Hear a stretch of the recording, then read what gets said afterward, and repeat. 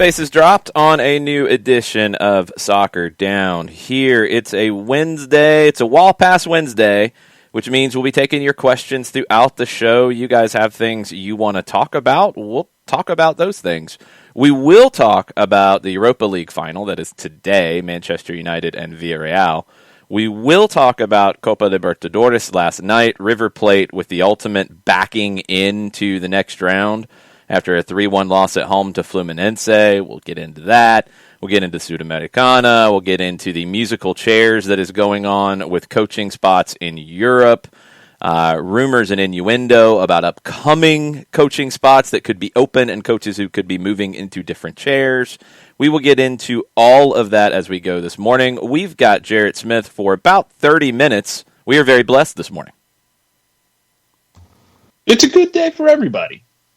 Wow, that was okay. unless you got knocked out of a playoff spot or a group stage spot because River backed in. Yeah, well, Atletico Junior was playing the team that couldn't beat 11-man River with Enzo Perez in goal. So Atletico Junior really can't complain too much. They drew scoreless with them and should have beaten this team that couldn't beat gimpy Enzo Perez in goal.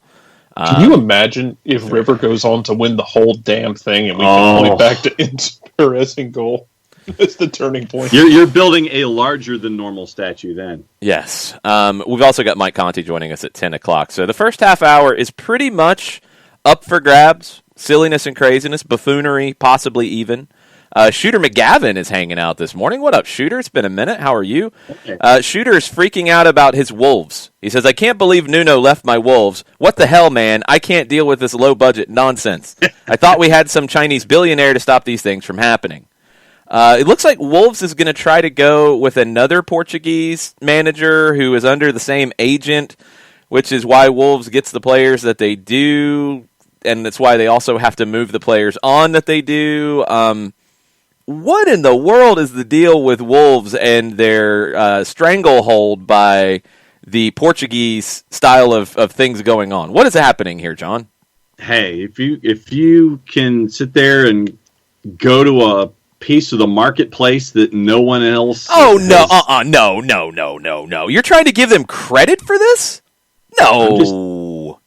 What have they done to deserve credit for this? What are Wolves? What are they? The essential mid-table team? They're going to get credit? At the moment, yeah. How many times? Well, no. I think they should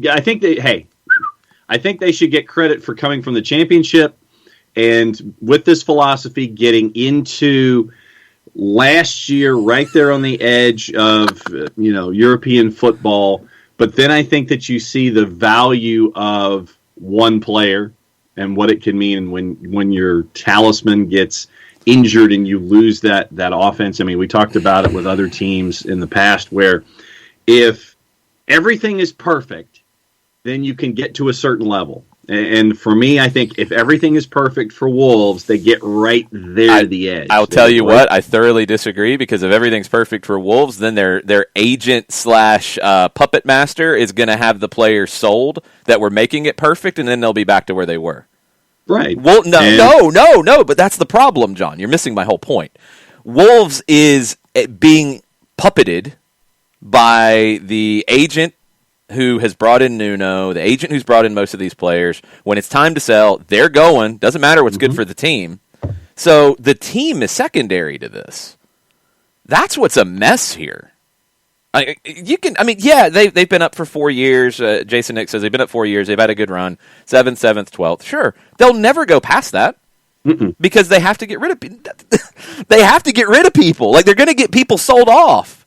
I'm not giving Wolves credit for nothing because they are a stash job for bringing these players in, highlighting them, and then moving them on. They're a developmental club. That's all they are. And Nuno moves on. Nuno probably will go into another job, maybe Tottenham. Maybe Spurs, yeah. Maybe Tottenham. I'm sure possibly the agent might have had something to do with that, possibly, allegedly, maybe, because he has to do with everything else that goes on at Wolves. And now it's another client who could be coming in, Bruno Lage, coming in, who was at Benfica, left last June. He's 45. He's met with the folks at Wolves. The problem is there could be some issues down to now the Brexit situation and work permits. The most recently published guidelines state that a manager needs to have worked in a top league for either 2 consecutive years or 3 of the previous 5. Doesn't really qualify unless they take into account the fact that he was an assistant manager at Sheffield Wednesday or Swansea. But, just going to leave this part in there. Powerful agent Jorge Mendes is understood to be involved. Really?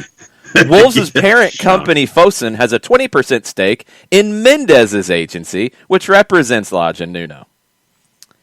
Have fun if you're a Wolves fan, but you're never going to get anywhere because Wolves are run by Lucy from the Peanuts because she's going to pull the football every time you get close because she's going to go sell the football to somebody else. And this is like if Mino basically had an interest in a club. It's worse. That's what I'm saying. I mean, it's worse. Instead of it being just like one dude, it's worse. Jorge Mendes is worse, in my opinion. It's worse. Mino will look out for, I think, his clients, and he'll be very aggressive in looking out for his clients. Mendes, in a lot of ways, is about cash and making it. And people will get moved. Yes, Jason Nix, yes, this is what frustrates me to no end about Wolves. The owner of the club has a stake in the agent's company. Yes. That's why Wolves get some of the players that they do. That's why they sell some of the players that they do when that time is right. Not for the club, but for the player. Shooter, we put in our homework, and this has driven me nuts about Wolves for a while, but now this is just continuing to get funky and funky and funky. And if they go down the road of another Jorge Mendes client, this is just who there will be. They should just probably call it Mendes FC at this point. Well, yeah, that's why I don't like it. That's why I'm ranting about it. But you want to give them credit, John. Like, that's what I'm saying. Like, yeah, they finished 7th a couple times. Yeah, they've been close. That's good. They'll never go further. No, I'm agreeing with you there. I'm confused. They'll never go further because their pieces will get sold for cash, and then the agent will make all the money. And yeah, the club will make some too, but the club will then be back to square one and have to bring in another client from the agency. And that's what happens when there's a 20% stake in all this, and that's how it's going, and this and that. And it's a mess. Wolves is a more entertaining Crystal Palace, and actually probably makes better money because of this situation. But that's who they'll always be. They'll be mid-table. Yeah. And I think that for me, this upcoming season will be that, with a new manager, whomever it is. No, it won't. And I want to see with the talent that comes in, I want to see if they're 12th or worse, or if they're going to be, heading right up there toward the edge of that mid-tableness with the folks that they bring in. I want to see, with Nuno leaving and whoever the new guy comes in, I want to see what they look like in this first year. Are they lower? Are they going to have problems? Or are they going to still be right there in that 8 to 12? Why does it matter? Like, seriously, what does it really matter? Because they won't be 7th for any extended period of time because they'll sell these guys on when it's right for the agent.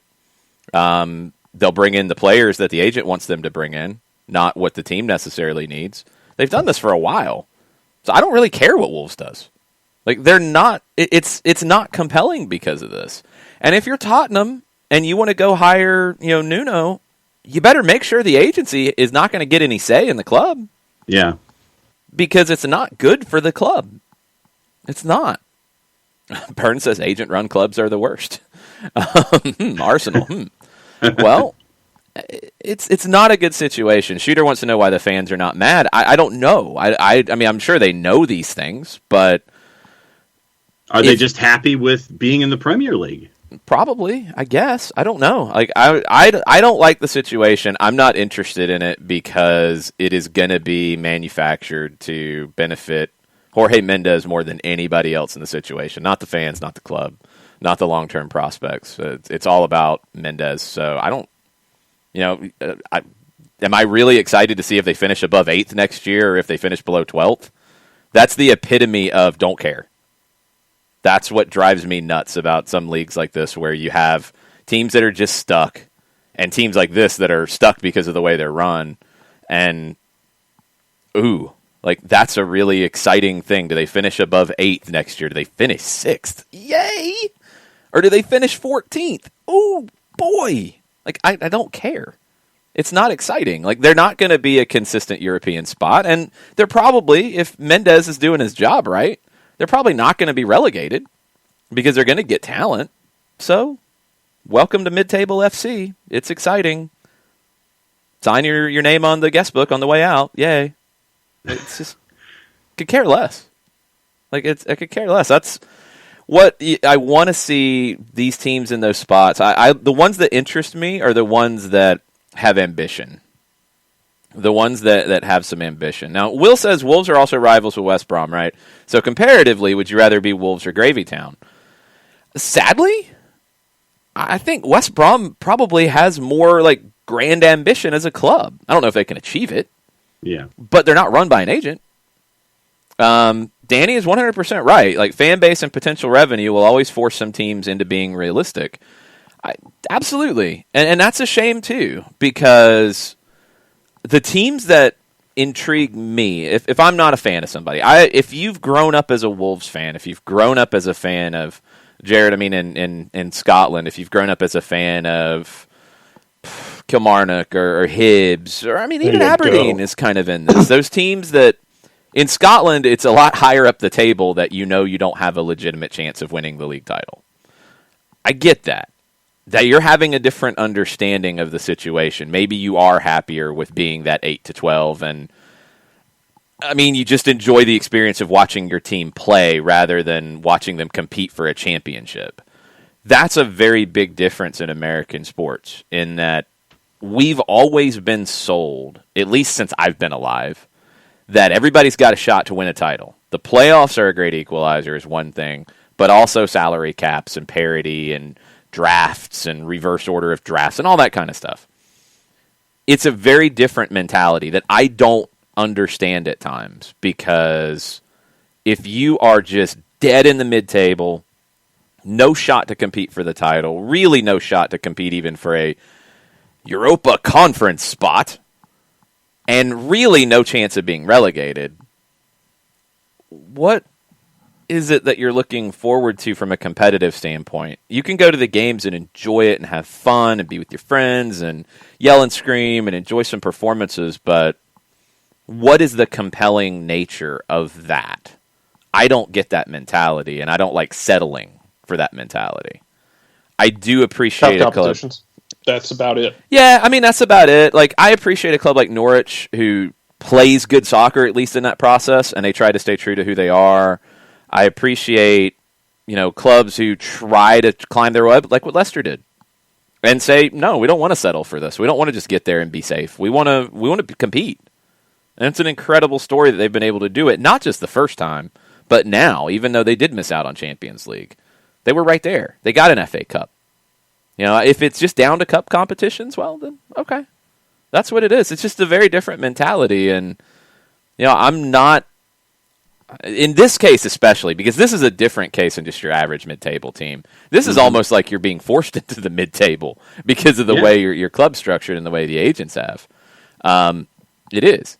Now, go ahead, Jarrett, because I've rambled on enough, and I'm sorry. Bernd has a really good point I do want to get to, but Jarrett, your thoughts on just any of this madness I've been yelling about? No, go straight to Bernd's point, because that's pretty much how I feel about it. It's if you're mid-table, if you're lower end of the table, you're just kind of going for it. I feel like it was undersold that St. Johnstone won 2 trophies this year. Yep. It's the first team other than Aberdeen to win 2 trophies in Scotland since, probably since the Battle of Bannockburn. Wow. It's been a minute. That was huge. It doesn't happen.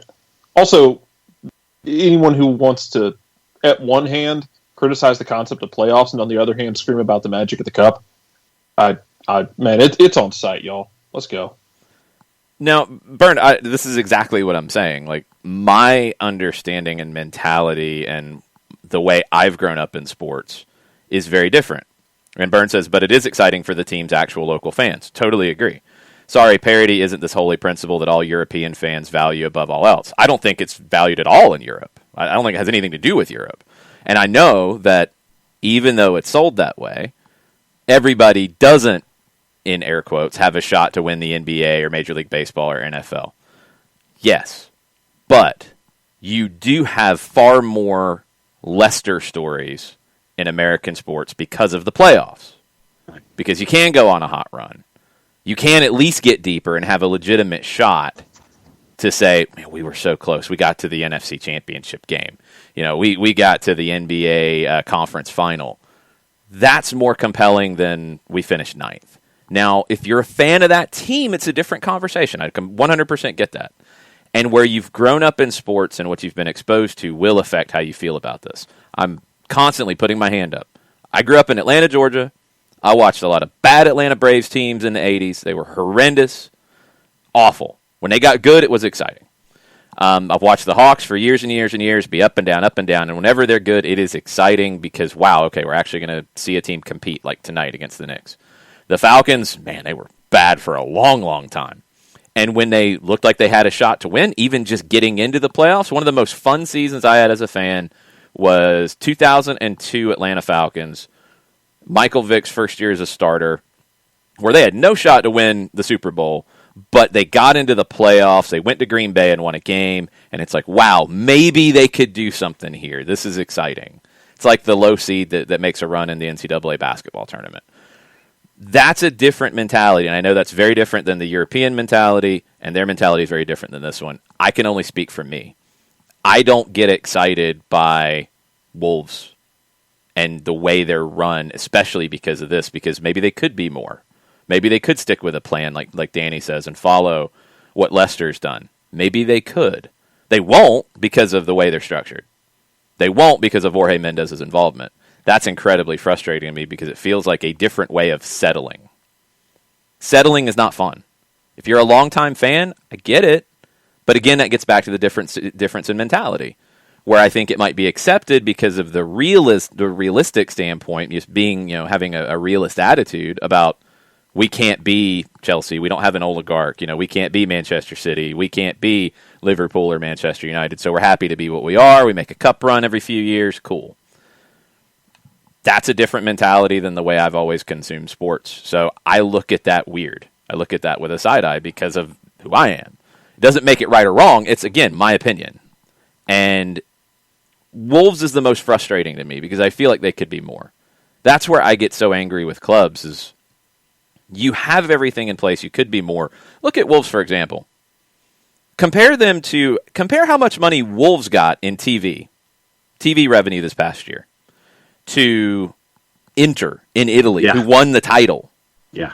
Inter, according to reports that came out yesterday, Inter is going to end up, when all is said and done on their TV money coming in, around just under 100 million euro.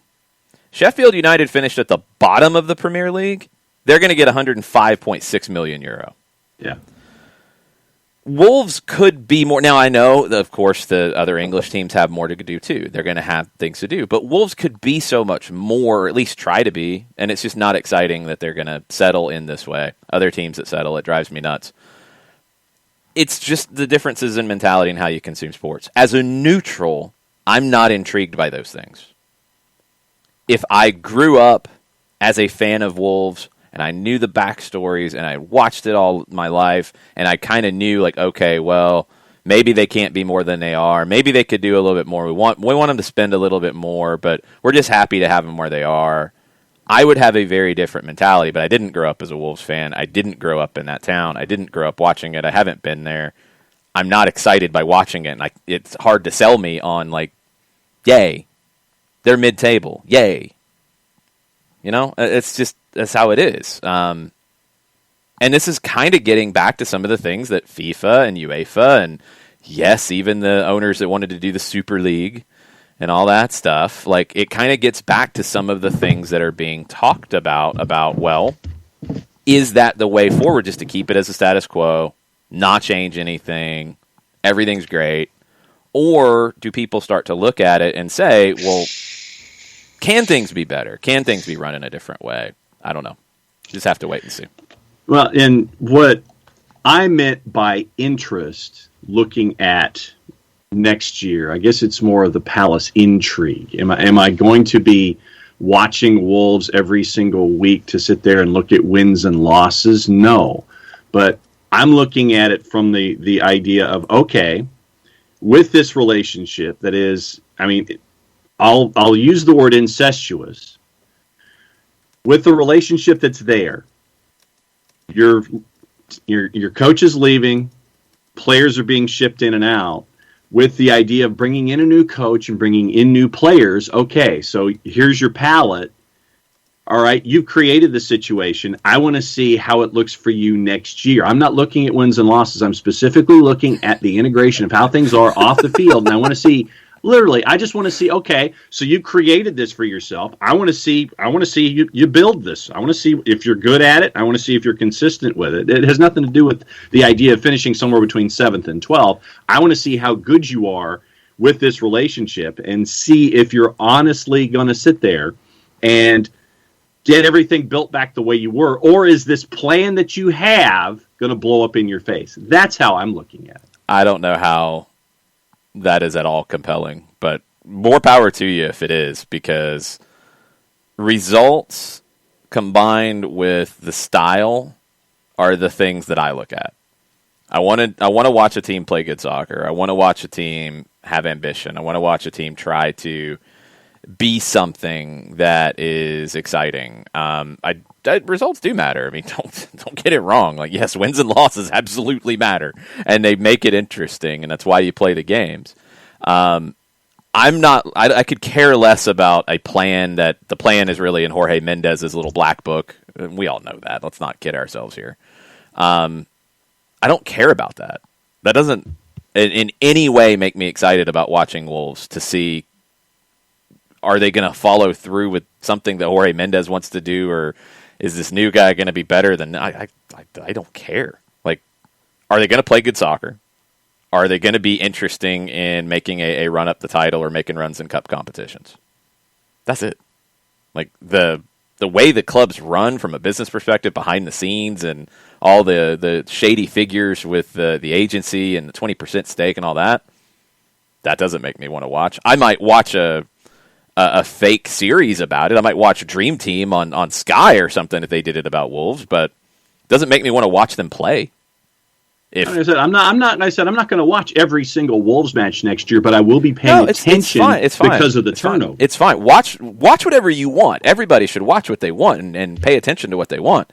I'm telling you, from my perspective, there's 500 other teams in the world that I would watch before Wolves when I know who they are. I'm going to go watch Atalanta. I'm going to go watch Defensa y Justicia. Mm-hmm. I'm going to go watch Independiente del Valle. I'm going to watch probably 500 other teams in the world before I care what Wolves does. Because you know who they are. Book it. They will be between 8th and 12th next year. If they're not, maybe they're 2 spots either way. Ooh. Compelling. Exciting stuff. Mid-table FC. Well, yeah, then I could care less. Mid-table FC is not fun. I mean, you'll watch at least at the end, and we've had this conversation about ratings and stuff. Like, you'll watch at the end the situations with relegation because, ooh, this is crazy. Or the playoffs in some of these leagues. You'll watch this stuff because, ooh, drama, compelling nature, a compelling match, even if you're not a fan of either team.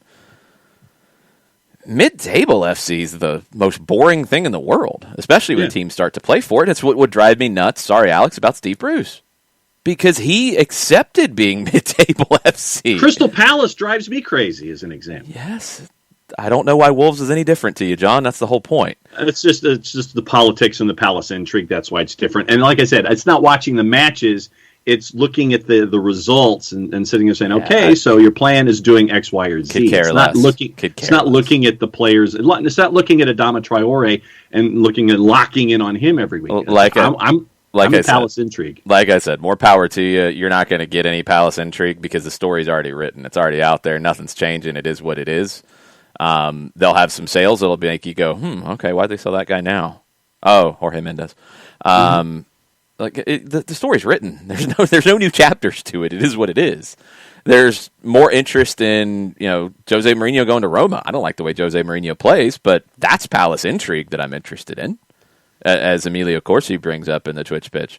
Okay, I want to see that, because when does it blow up? Do they get 3 months? Do they get 6 months? Do they get a full season before Jose starts saying, I don't like this guy, you don't work hard enough, I'm going to bench you, and then the drama starts? Like, how long till that? That's more interesting to me than Wolves being Wolves and doing Wolves things and Jorge Mendes pulling the strings, and that's what they've done for a while. So it's just not that exciting.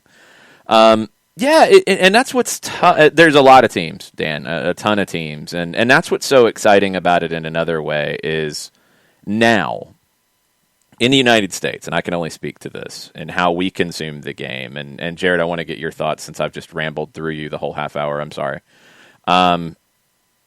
You're able to consume Scotland in a much more deep way than you've ever really been able to in the last couple of years, along with every other league. It's beautiful. Available. You can pick and choose now. I mean, you're a Celtic fan, so it's a different conversation, but you can pick and choose other teams and other leagues or in Scotland that you pay attention to because of things you like. And we haven't had that until pretty recently, actually.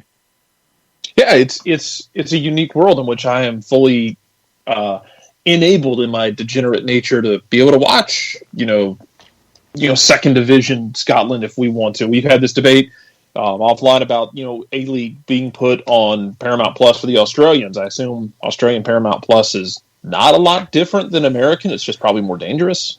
Probably, I don't know. Probably more lethal. Well, I don't think it's offered here. I think they'll have unique Australian ESPN properties. Plus will have the A-League. Yeah, unless things have changed with that, but we'll see. But hell, man, I mean, I've gotten up early on a Saturday morning with a Mogwai before that decided to wake up at 6:00 and being able to find like the Indian League on. She wants to get up sometimes and watch cricket because there's a team in the Caribbean that has a volcano for a logo, and that's her favorite thing in the world. See? You can consume so many different things, and as soon as ESPN decides to fix the world and put Australian rules football back on at a reasonable time slot, FS2, the world will be a better place. Paramount wants to get those rights too. I'm fine with that. Whoever wants to pick up the ESPN or ESPN Plus or Paramount, whoever wants to pick up those rights for AFL, man, we'll be best friends as soon as you do that. But it's so much easier to consume everything, and it's going to get easier as time goes on. What gets interesting, though, is how does this shake out 3-4 years down the road? I'm going to leave you at this point with the idea of, with Soccer United Marketing leaving, breaking off with MLS. How does that negotiation work next time MLS has to negotiate TV rights? How does it work for every league when they're negotiating rights? We're seeing people leaving left and right. BN Sports looks like a husk at this point. Looks like a cicada husk you pick off a tree in the middle of summer. It's going to be weird. Give it 3 or 4 years. ESPN Plus might not be what it is right now in terms of having, every league but maybe one or two. Yeah, it's working that way. Jarrett, thank you, as always. We'll talk soon, okay? Of course. Yeah. All right, I want to finish on this really quick with this since we've completely rambled into something, but that's a while past Wednesday. Byrne says, who are fans for you, talking to me? People who watch soccer on TV a continent away. That's not fans. Those are viewers. If fans wouldn't like mid-table teams, Stuttgart wouldn't have 55,000 people watch them while they're in the second division, or Wolves fans wouldn't go to the games, but they do. I'm not talking about them, Byrne. I'm talking about me. I can't be interested in a team on another continent who is mid-table, who is going to be mid-table, who I have no connection to. I'm just talking about me. I'm not telling people who live in that town not to go to games. I would love it for them if their team was more ambitious or their team had a better opportunity to compete. I feel bad for fans of these teams. And yes, the supporters are the fans, the ones who are in that town, the ones who are going to the games. I'm not. And it shouldn't be run based off what I see. But that's what I'm saying is I'm not going to watch it. This is just me, and I'm not. Watch it if you want. If you're in that town, go to the games. Go support your local team. I've always said that. But this idea that it's all hunky-dory and everything's fine, I don't necessarily buy that either. And I do think that football, worldwide, needs to look at these things. Because ultimately, you're seeing not Stuttgart, not Wolves, not some of these clubs, But you are seeing some of these clubs who, when they do make some mistakes, and they're a solid mid-table team, and they make some mistakes, and they're not compelling to people outside of their area, and it's hard for them to grow, and then they get relegated, and then they stumble down the tiers, and then we don't see them again. That's sad, and that's not a good situation. I do want to see the game get better. I do want to see teams have ambition. I do want to see teams be rewarded with ambition. But no, I'm not saying fans of the local team shouldn't go support their local team. I would never say that in this case. I'm not that person, so I can't speak from that perspective.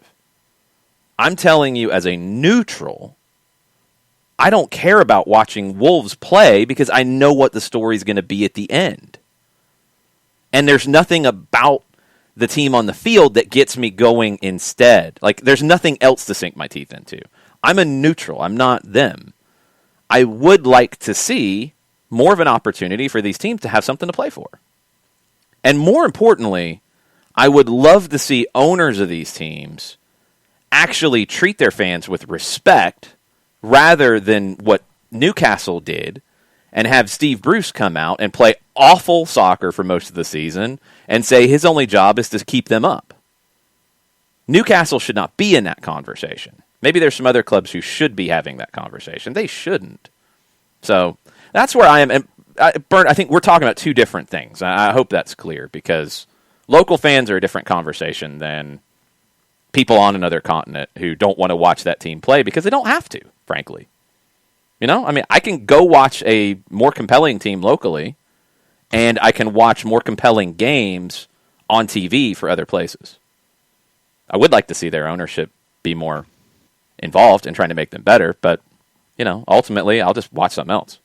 I hope their fans get a better product and people who take them seriously and respect them more. That's what I hope for anyway. Okay, let's get Mike Conti on the line. John, you will do your read shortly. We're only a half hour in. Yeah, but we will figure all this out. Busy show. Wall Pass Wednesdays are fun when it gets like this, and it is whatever topic comes up, we go nuts on it and riff on it and talk about how we feel about the game and what we like and what we don't like. And opinions are opinions, right, Mike? Opinions are opinions. Well, yeah. We're learning about opinions with Atlanta United. We were talking about just it's kind of a hard thing to encapsulate here for you, but mid-table teams in other countries and ambition and the differences between, you know, leagues here in the U.S. and the playoff structure and how it, at least on paper, everybody's got a shot at winning a title, even though we know that there are big differences between the Lakers and the Kings. You know, it's just a different mentality here. And I think MLS is really interesting in that we did our trivia last night, Mike, and how many different MLS Cup winners do you think there's been in the league's history?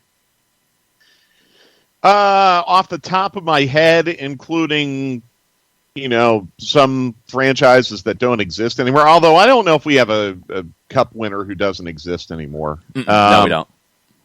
I'll go with 10. 13. Okay. And I didn't think it was that high. And I think, you tell me, I think that's a good thing that so many different winners have happened in 26 seasons. What is, I think, without dispute, the most popular, wealthiest, most viewed professional sports league in North America? Oh, in North America? NFL. Yeah, NFL. Unquestionably the NFL, right? Yeah.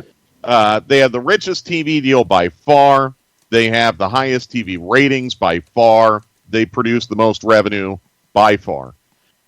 You know, the NFL's business model for the last 35 to 40 years has been based on parity. Parity achieved through a salary cap. You know, you take the last couple of Super Bowl champions. Well, let's take the most recent one, the Tampa Bay Buccaneers.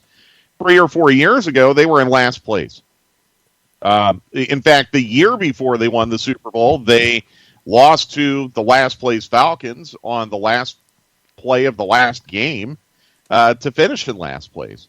The Kansas City Chiefs, who have been one of the better franchises recently for a long time, not a long time, but for the better part of a decade between, say, 2006 and 2018, they weren't very good. I think one of the reasons why the NFL is so popular is because you go into every season knowing that all 32 teams have decent chances to win. Now some of them have better chances than others. Yeah. But through the salary cap and the entry draft, parity and roster parity is achieved every year. Major League Soccer is built on the same fundamental model of parity. And I think I'm with you, Jason. I think that's a good thing. We've talked about for months how if you look at the Eastern Conference in MLS this year, you cannot look at any team in this conference and say, yeah, you know what? It'll be easy to take 3 points off them, home or road. You just don't have that this year. I think that's a good thing. It's going to make every match meaningful and entertaining. I don't want to be watching, 4-0, 5-0 blowouts every week because, the well-funded, ambitious clubs can just beat up on the bottom table clubs that don't have the same amount of ambition. So the salary cap is such a huge equalizer, and it's so unique to Major League Soccer compared to all of the other significant leagues around the world. And that's why I don't think, and I'll be honest, guys, I haven't really heard the show up until now. No, I was rambling. It's nothing new. Well, it was. We were talking about one particular team in the Premier League, and this started everything. Where there is an agent whose company. Let's see, the parent Premier League club has a percentage ownership of a particular agent's company. And basically, this club, which is mid-table FC right now, they're 8th to 12th, depending on what happens. It's basically, you have players that are represented by this agent. They all come into this club. The club is 8th to 12th. Then when it benefits the agent, the players are sold on. The agent brings in more players, and the club stays the same. And so having that kind of incestuous relationship between agent and the club is just going to be there in mid-table. It's not a compelling watch, and it stinks on multiple levels. Yeah, it absolutely is not a compelling watch. Fortunately, I don't think we have that in Major League Soccer. No. As far as I know. I hope we don't. I hope the agents don't get stuck in like that. Could you imagine if an agent was involved in a financial relationship at an NFL level, of what that would do to like free agency and the trade market and everything, and being involved with an NFL club? It would destroy the competitive balance of the league, and honestly, it would really not be to the benefit of the large percentage of players in the league. The small percentage of players who'd be under the control of that agency, I guess, would benefit. But I think that would be a huge detriment to the league as a whole. But, I get where you're going. Honestly, one of the things that turns me off about the Premier League a little bit, and I know last year kind of turned this on its head a tad a couple years ago, but one of the things that really turns me off about the Premier League is you pretty much know that there are going to be the same 4 or 5 clubs top of table every year. Now, in what order, we don't know. But at least you get that. You're always going to, I'll give you an example. Like Manchester City and Wolverhampton, you pretty much know what's going to happen when you turn on the TV. Okay? Liverpool against Brighton. You pretty much know what to expect when you turn on the TV. Now, let's compare that to Major League Soccer. DC Philadelphia, I don't know what's going to happen there. Atlantic United Nashville, I don't know what's going to happen there. San Jose against anyone, I have no idea what's going to happen. True. This is why gambling on Major League Soccer is a very dangerous endeavor. Mm-hmm. It really is. That's why I don't do it, and I would never recommend doing it. But as a neutral, I want to be entertained by what I'm seeing. I don't want the outcome to be 85% certain when they start the match. So I think it's to the benefit of Major League Soccer. I do too. Now, where it hurts Major League Soccer is in international competition. Absolutely. Because Liga MX does not have the same setup. So Liga MX has, exorbitant wage bills compared to the MLS clubs that they're playing in international competitions. That's got to be figured out if MLS wants to be better in international competitions. But as far as the league itself is concerned, I enjoy it. I enjoy the mystery. Look, I'll be 100% honest with you and transparent, guys. When we were sitting down to do Sunday afternoon's match up in Seattle, I really had very low expectations for Atlanta United to get anything positive out of that match. We saw on Sunday that there is not that much of a margin between the team that's clearly off to the best start in the league, Seattle, and a team that's, I would say, mid to upper table right now in Atlanta United. Can we agree mid to upper table is probably the best way to describe Atlanta United's position right now? It should be, yeah. Okay. So, let's God, I wish I had the Shield standings in front of me. I think Atlanta United's like 8th or 9th in the Shield table. And Seattle is first. What did we learn on Sunday? There's not that much difference between first and 9th or 10th or 8th, wherever Atlanta United is. I like that. I think that's fun. I think that makes the viewing experience fun, especially because 95% of the matches that are played every week involve clubs that I don't have a real passionate feeling for. I want to, let's, Alex, I see your point, and I want to get to it because I think the biggest thing about this stuff is it doesn't have to be one way or the other completely. There is an in-between where more teams have a shot to win a title, but yes, you are focusing on the local connections and local community and building your local fan base who are coming into the building. You can do both. There's no reason why you can't do both. I think the NFL does both, to be perfectly frank, about a league that I don't think MLS is trying to 100% emulate, but I do think they're trying to take some of that and put it into a soccer context. We'll come back to that. I want to go where Mike was on the last game for Atlanta United with Seattle.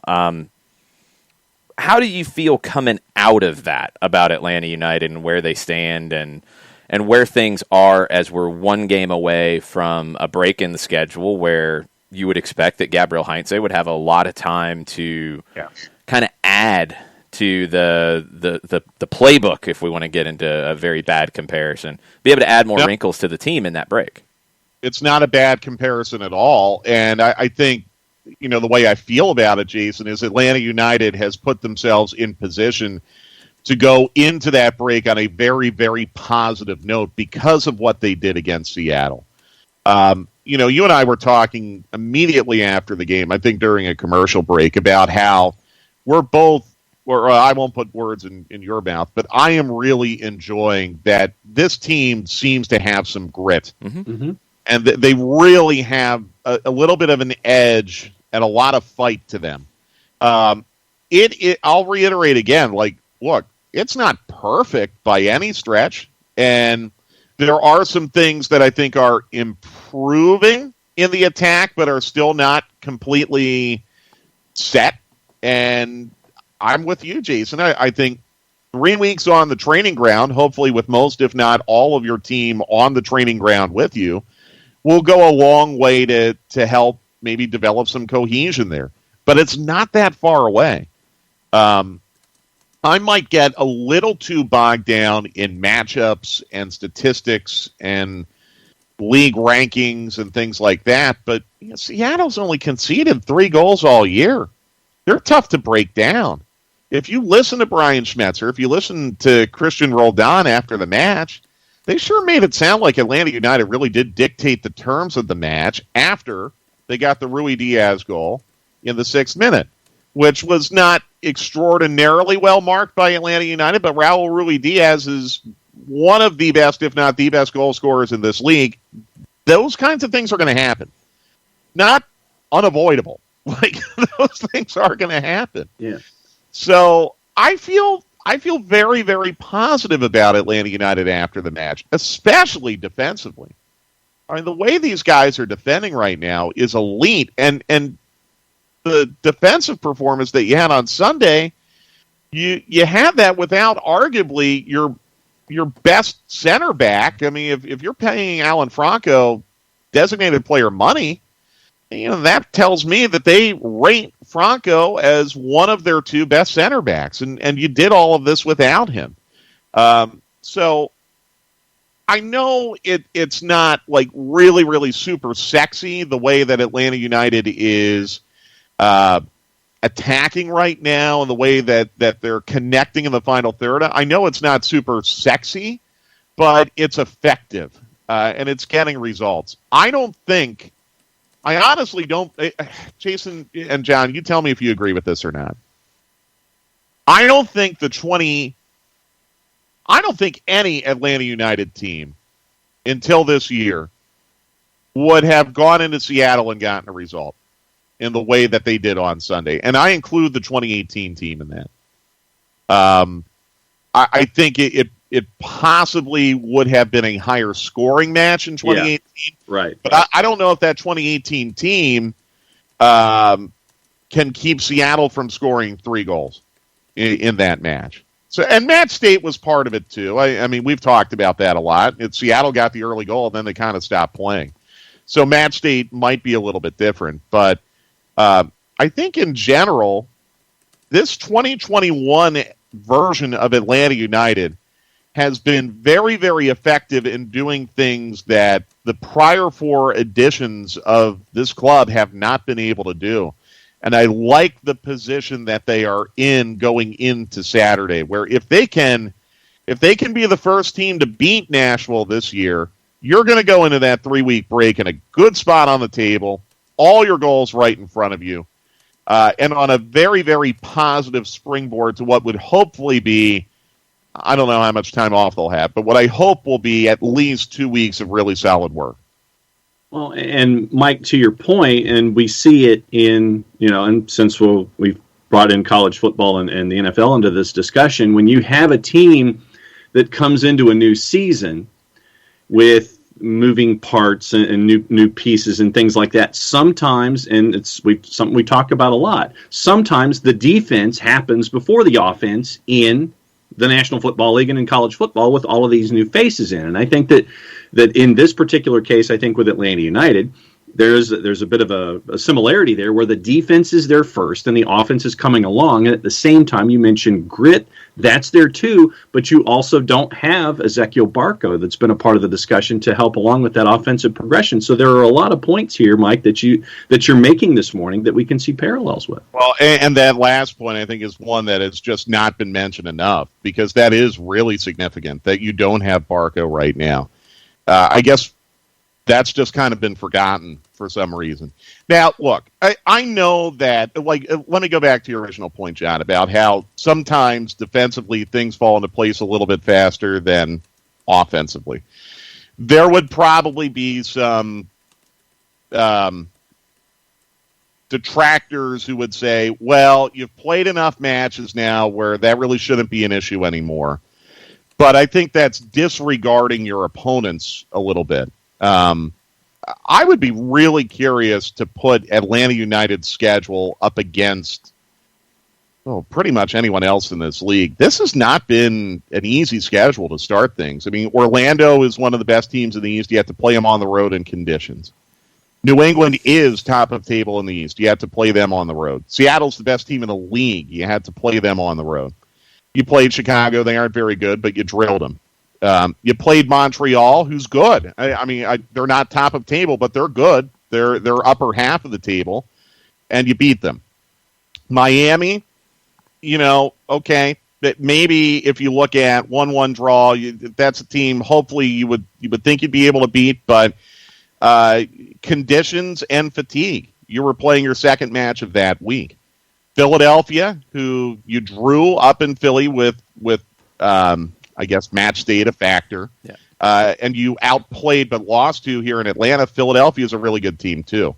So now the unfortunate thing is, you look ahead, you play Nashville, Philadelphia, And then I think New York City after that. I mean, it's been very, very unfortunate how the schedule is lined up for Atlanta United, where you're really kind of hoping, like, man, can we play, I don't know, D.C. or Cincinnati or someone at home? Can we get one of those pretty soon? And those types of matches, unfortunately, are not coming up that soon. But put Atlanta United's schedule up against anyone else in the East. It's going to be right there at the top of the schedule strength rankings, I would assume. And that's without taking into consideration fatigue and match conditions and everything. So I really think they're fine. I do hear all the noise. I see it. I agree with some of it. But again, I think that, for the most part, things are on schedule or maybe even a little ahead of schedule for this team. I really think that. Yeah, it is a little bit further defensively than I thought it would be. It's hard to even say where the attack should be, could be, would be if you didn't have the injuries that you've had. Of course, I think what I understand from folks is that everybody wants it to be better, which we all do. But I do like the road that it's on, and that's the analogy that I've stuck with for a while. I think Gabriel Heinze used it at first about being happy about the path, the road that they're traveling down. I haven't seen any deviation from that, and actually I'm seeing little things each week, it feels like, that make me feel a little bit better about it. So it isn't going to happen overnight, and it's even going to happen a little bit slower when you have Dom and Barco go out and you have the crowded schedule that you did, and fatigue started to play a factor. Like that second half in Miami for me was, I think, definitely an issue with the amount of minutes that the team had played previously. Played twice as much as Miami up to that point. I thought it showed. It's where I'm really interested. One, this week is a tough game because Nashville's so good defensively and they're so committed to defending that it will be difficult to break them down. How does Atlanta try to accomplish that? I want to see what they try to do to solve that problem. Two, then I want to see where Gabriel Heinze feels like this team is at the break with an opportunity to work. Now, he's going to be missing a few people for sure because you're going to have some call-ups, but he'll be able to work on everything that he saw. What did he say early on, Mike, about the team needs to play games, they need to make mistakes, they need to learn from those mistakes, we need to learn, and then you can go and work on changing it. He's going to have an extended period of time to do that in the middle of the season that could really serve him well.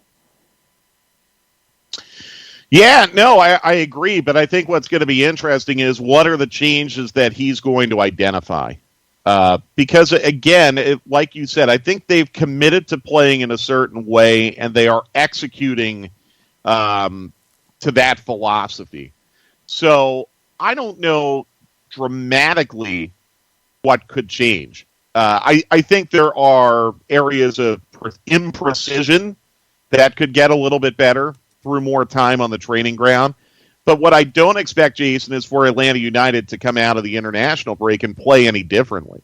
I think the philosophy is that they want to play fast, play with the ball, counter press when they lose it.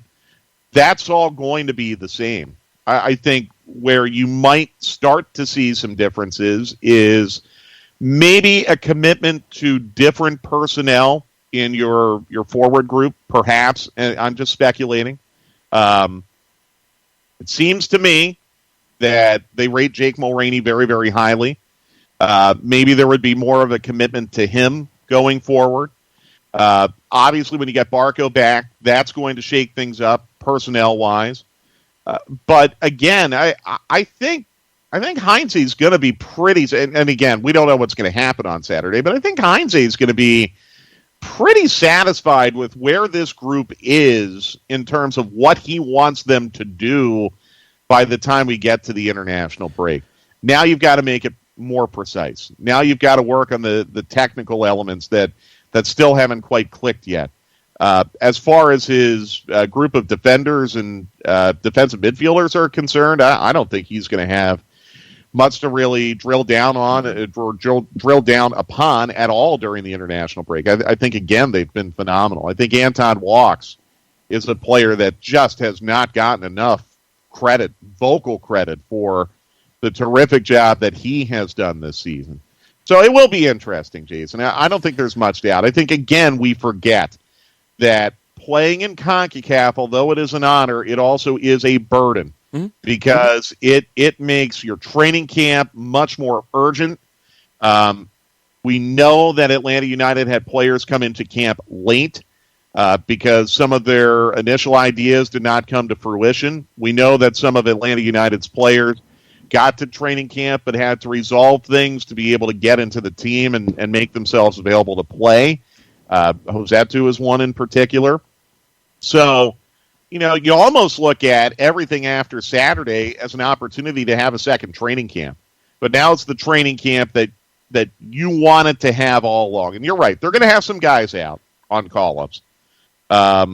Just off the top of my head, obviously we know about Barco, if he's fit. Well, yeah, and that's a big if, too. Those are friendlies. Yeah. That can be turned down. That is true. But, I would imagine, we know what the U.S. men's national team call-ups are, and there are no Atlanta United players there. But I would think, I don't know. I don't want to speculate. Yeah, it's complicated. The call-ups is going to get really complicated with World Cup qualifiers in South America, where you could have some players called up. Not anybody for Nations League yet, but then you'll have the Gold Cup later, which could have some different call-ups for the U.S. national team. I'd probably expect a few, and we'll see how that gets handled.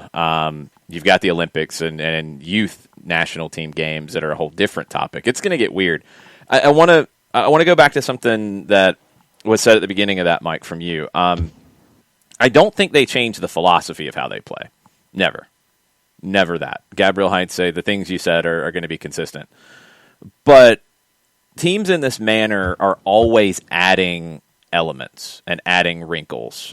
We talked about it in the second leg against Philly and the next league match where Atlanta was doing something very specific with overloads on the left to free up Brooks Lennon on the right. That was something they worked on. That didn't just happen by accident. It was definitely a pattern that they were working towards.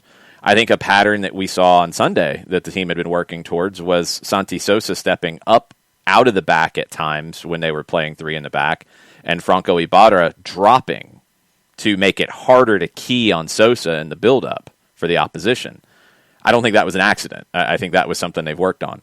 So the philosophy 100% is not going away. The basic principles of play about staying wide, about possession, about winning the ball back as quickly as possible, those are non-negotiable. But how you implement those things against different opponents and having more tools in the tool chest, that's what I think will be worked on during the break. Because now, for example, all the opponents coming up after the break, you got 6, 7, 8 games of film to watch. Yeah. You can prepare and say, okay, in these upcoming games, as a whole, we're going to have to really focus on defending with 3 center backs. Okay, we need to work on that a little bit more. All right, these teams are, have one player out wide like Seattle did, where we can pin them deep, or we can try to create an overload to create space elsewhere. We're going to work on doing that. We're going to create activities to work on that. That's where I think this break can be really beneficial, is adding more tools to the way the team plays that it's been hard to do on the fly with outside of, 5 games in total where they've had a full week to prepare. Yeah, and remember, too, after the international break, you have match compression. You're going to play Philadelphia on a weekend, the New York City midweek on the road, come back the following weekend, I think on a Sunday, play Red Bulls. Then you have a week to play Chicago and Nashville, but you're going to be getting into match compression again at the end of July. Big match compression. Cincinnati on a week, New England on a weekend, Cincinnati midweek, Columbus on a weekend. You have a week to Orlando, but then you have a midweek Montreal going into a Columbus, which will be on the road. Look, this is tough. Every team in the league is going to be going through this. But this is, again, why this international break is going to be so vital for Atlanta United, because you're not going to have another opportunity to get this amount of work done in such a generous amount of time, really until Labor Day. And by that point of the season, you would hope that your spot in the playoffs and your spot on the table would be relatively secure. Hopefully. Hopefully. It's going to be a compelling season. I mean, the Eastern Conference is tough. It's not Really going to be easy. There's not going to be any games you can really take off, which... And let me interject, Jason. Yeah. The league is really tough. Yeah, it is. Yeah. The league is really tough. It is. There's a couple out west that I think are weaker, but we saw it this past week. Chicago and Cincinnati got wins in the East. Right. Yeah, the league is tough. And I think that's something that, let's go back to how we started our visit today. That's something I think we can appreciate. And I've been associated with the league only 4 years. 1 through 27 in the league this year is way further than it was 1 through 20. How many teams do we have in 2018? 25? I mean, we're way further along as far as quality of play, top to bottom in this league now than we were even 4 years ago. And more diversity in the way the teams play too. That's what I'm really liking too. Is it's not all the same thing. It's not all 4-2-3-1 everywhere, and teams look the same. Just swap out the uniforms. Before you go, we'll talk about stoppage time because that's coming up this afternoon, and then you'll be involved in a little game tonight. Burned, what's your prediction on Hawks tonight? Well, I predicted the Hawks would lose the first 2 games of the series and go on and win it, right? I still think the Hawks are going to win the series, but I'm not sure about tonight. Look, the Hawks have mission accomplished. They've gotten at least the sweep in New York. So let's see what happens tonight. The one thing I don't want to see burned is any kind of regression by Trae Young. I mean, he had such a good game on Sunday night. I would really, really hate to see him have an off night tonight, and then the chatter starts of, the New York crowd really got to Trae. Bill de Blasio. Yeah, the mayor. He got the mayor. He got into Trae. Spike Lee got into Trae. Like, I don't want to see that. And I don't expect it either. No. So it burned. I think the Knicks are going to win tonight, but I still really like the Hawks in this series. I think the Hawks will win in 6. And again, the Hawks really need to take care of business at home because I don't want any part of a Game 7 at Madison Square Garden. You're almost playing with house money tonight. Yep, exactly right. They played so well, and I hope people, who listen to our program here got a chance to watch. This is a really fun team, everyone, and basketball is much, much different than soccer in so many different ways, but I'll use the soccer saying, the Hawks are playing for the shirt right now, and the shirt says Atlanta. So I hope we can all get behind these guys for the next couple weeks as they make this playoff run because they've really represented our city so well. I mean, John can speak to this, and you too, Jason, having been in this city for a long time and covered sports in this city for a long time. It is infrequent when an Atlanta team goes up to New York and wins a playoff game. Yep. In fact, the only 2 teams to do it in this millennium are the Atlanta Hawks and Atlanta United, I believe.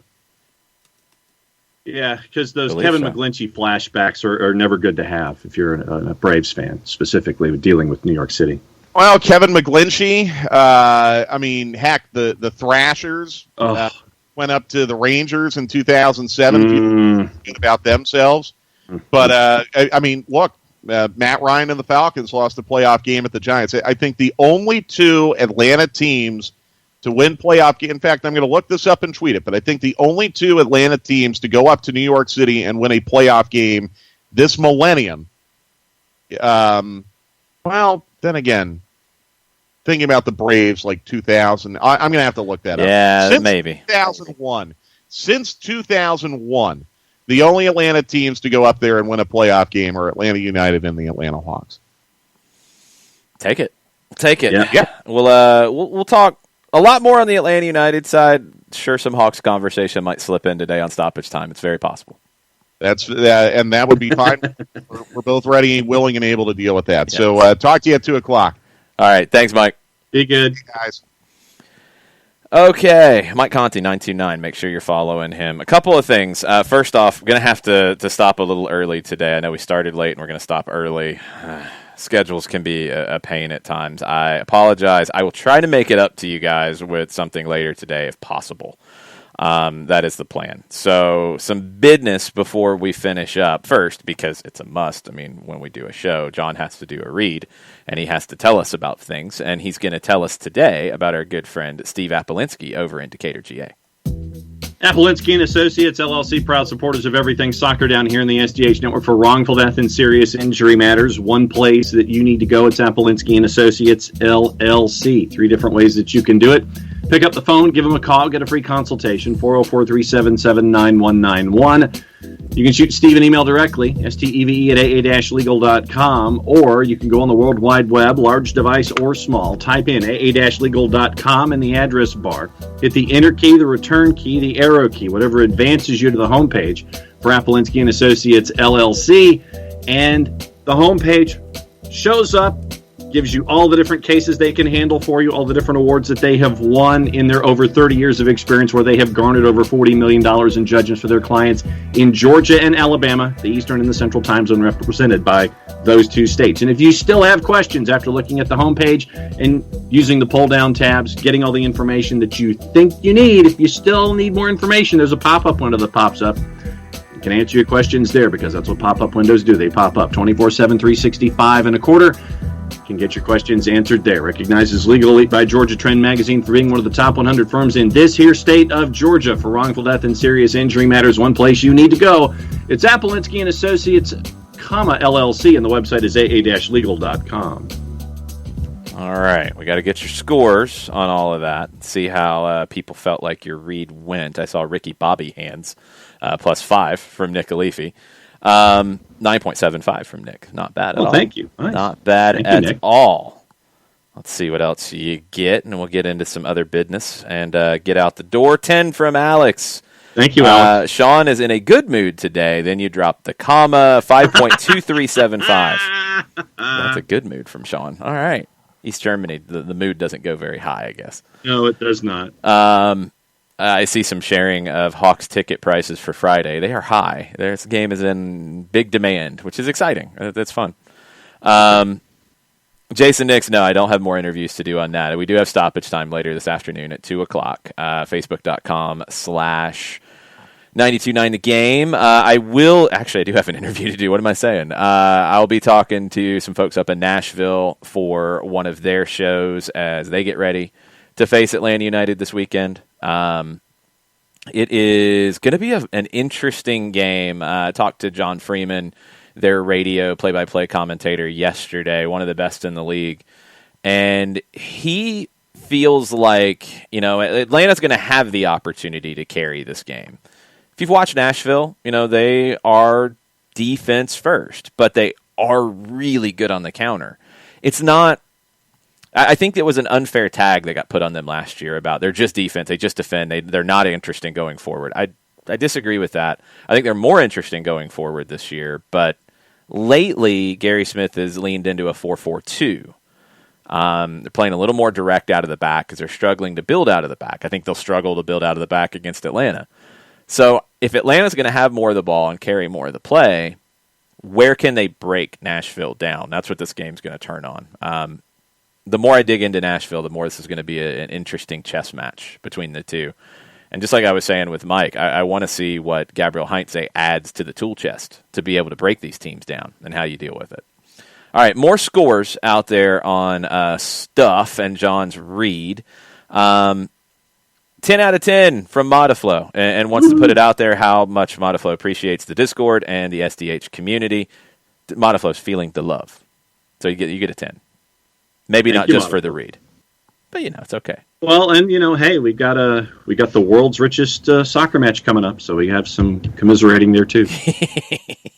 And 8 from Ricky. You don't need to say the comma, sir. Sean says if you curse again. Come on, man. No. Sean says if you curse again, he'll give you 10s for a week. Tommy gives you a 10 because he got new accounting software at work. Not bad. Byrne gives you a 9. Good fast read. Well, because you said that we're going to have to end a little Yep. early, so I figured I'd go a little quicker. Appreciate it. Jason Nix, don't give Nashville set pieces. Yep. Set pieces, set pieces, set pieces. Yep. Burn says Nashville's another team that shouldn't be on national TV. And, going back to our bigger picture discussion, which, first off, like, that was actually a lot of fun the first half hour with going, like, super big picture. I think we're all, like, on the same page and we understand, like, differences in mentality and approach and all that. But really good conversation, both on the show and from you guys in the Twitch pitch.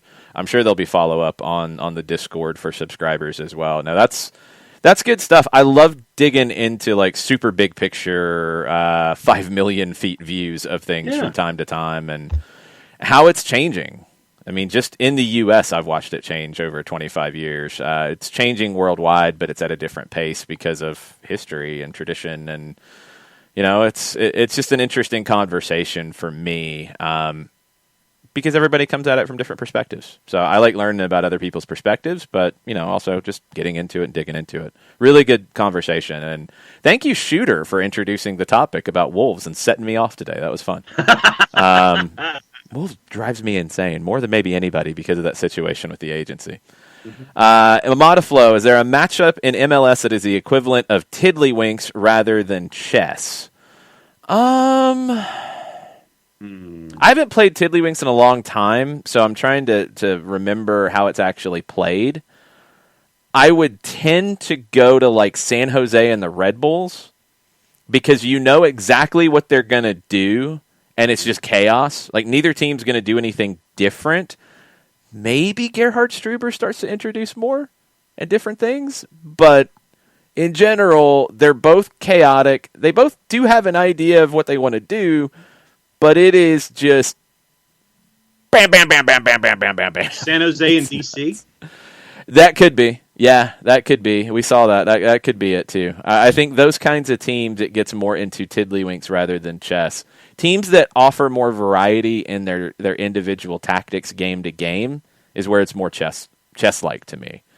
And look, it's not blatantly obvious with Gabriel Heinze, I don't think, with what he's showing you so far, but he's still building the foundation. I am seeing different patterns emerge, though. And I don't think they're by accident. I think these are things that are worked on during the week, and get to it. Alex Basine, what in the world? Mumbledy-peg? Mumbledy-peg? What is that? I'll look it up real quick. Mumble. I've never heard of such a thing. I have too. I've heard of it, but it's been so long. So, a game in which each player in turn throws a knife or pointed stick from a series of positions, continuing until it fails to stick in the ground. I'm going to have to think on that one, Alex. It's an old outdoor game played using pocket knives. It came from the practice of putting a peg of about 2 or 3 inches into the ground. The loser of the game had to take it out with his teeth. Well, I'm really going to have to think about that one. All right. I don't think that can be topped. Good job, Alex. Okay. Hopefully, stay tuned. We're going to try to do some more content later today. There are a bunch of interesting Copa Libertadores matches tonight. I am intrigued by possibly doing a watch-along for Copa Libertadores tonight, so stay tuned. Also this afternoon, Manchester United and Villarreal. What are the odds for that one, John? Let's see. Manchester United has dropped a little bit since we talked about it last. Villarreal to win in 90 minutes is a plus 334. 90-minute draw is a plus 250. Manchester United was about a minus 115. Now in the aggregate, they're about a minus 108. Some pressure on Ole. I think he needs to lift this trophy to get some people off his back. I don't know if there should be the pressure on him, but I think there is the pressure on him. Yeah. Spanish sides in the Europa League, man. They somehow always do it. Can Manchester Pains in the butt. Yeah. Can Manchester United do differently today? We will find out. Kickoff just after 3 o'clock? Just after 3 o'clock. All right. I think that's it. Again, sorry having to dip out. Sorry for the late start. I think we will start to get back on a normal schedule here very soon with things, but it's been a little adaptive lately. So thanks you guys for bearing with us. Stoppage time at 2, Europa League at 3. Stay tuned. Hopefully a watch along this evening for Copa Libertadores. And tomorrow we should be back at a normal schedule. So y'all have a good rest of the day. Much plot, y'all. Much plot, y'all.